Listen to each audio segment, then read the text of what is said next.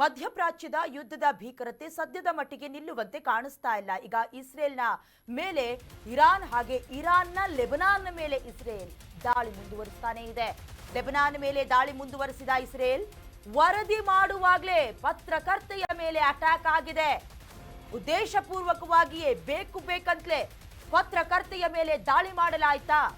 ಪತ್ರಕರ್ತೆಯ ಮೇಲೆ ಐಡಿಎಫ್ ದಾಳಿ ಮಾಡಿದ ಇಸ್ರೇಲ್ ಆಂಬ್ಯುಲೆನ್ಸ್ಗಳನ್ನ ಗುರಿಯಾಗಿಸಿಕೊಂಡು ಇರಾನ್ ಅಟ್ಯಾಕ್ ಅನ್ನ ಮಾಡಿರೋದು ಬಹುತೇಕವಾಗಿ ಈ ಹಿಂದಿನಿಂದಲೂ ಕೂಡ ರೇಡಿಯೋ ಸ್ಟೇಷನ್ಗಳ ಮೇಲೆ, ಜೊತೆಗೆ ಬೃಹತ್ ಮಹಡಿಗಳ ಮೇಲೆ, ಬಹುಮಹಡಿ ಕಟ್ಟಡಗಳ ಮೇಲೆ, ಶಾಲಾ ಕಾಲೇಜಿನ ಮೇಲೆ, ಏರ್ ಸ್ಟೇಷನ್ಗಳ ಮೇಲೆ, ಜೊತೆಗೆ ಏರ್ಪೋರ್ಟ್ ಅನ್ನ ಕೂಡ ಗುರಿಯಾಗಿಸಿಕೊಂಡು ದಾಳಿಯನ್ನ ನಡೆಸಿದ್ರು. ಮುಂದುವರೆದು ಈಗ ಲೆಬನಾನ್ನ ಮೇಲೆ ಮಾತ್ರ ಯುದ್ಧದಿಂದ ಹಿಂದೆ ಸರಿಯುವ ಮಾತಿಲ್ಲ ಅನ್ನೋದಾಗಿ ಇಸ್ರೇಲ್ ಕೂಡ ಹೇಳಿತ್ತು. ನಿಮಗೆ ಗೊತ್ತಿರೋ ಹಾಗೆ ಇರಾನ್ಗೆ ಬೇಕಾಗಿರುವ ಶಸ್ತ್ರಾಸ್ತ್ರಗಳು ಜೊತೆಗೆ ಕೆಲವೊಂದಷ್ಟು ಹಣಕಾಸಿನ ಪೂರೈಕೆಯನ್ನ ಲೆಬನಾನ್ನಲ್ಲಿ ಇರುವಂತಹ ಹಿಜ್ಬುಲ್ಲಾ ಬಂಡೆಕೋರರು ಮಾಡ್ತಾರೆ ಅನ್ನುವಂತ ಸುದ್ದಿ ಇದೆ. ಜೊತೆಗೆ ಹಿಜ್ಬುಲ್ಲಾ ಬಂಡೆಕೋರರನ್ನ ಸಿಂಹದ ಮರಿಗಳು ಅಂತ ಕರೀತಾರೆ. ಈಗ ಮುಂದುವರೆದು ಪತ್ರಕರ್ತೆ ಅಂದ್ರೆ ಏನು ಸುದ್ದಿಯನ್ನ ಪ್ರಸಾರ ಮಾಡೋದಕ್ಕೆ ಅಂತ ತೆರಳಿದಂತ ಪತ್ರಕರ್ತೆಯನ್ನ ಗುರಿಯಾಗಿಸಿಕೊಂಡಿರೋದು ಉದ್ದೇಶ ಪೂರ್ವಕನ ಅನ್ನುವ ಪ್ರಶ್ನೆಗಳು ಮೂಡ್ತಾ ಇದೆ.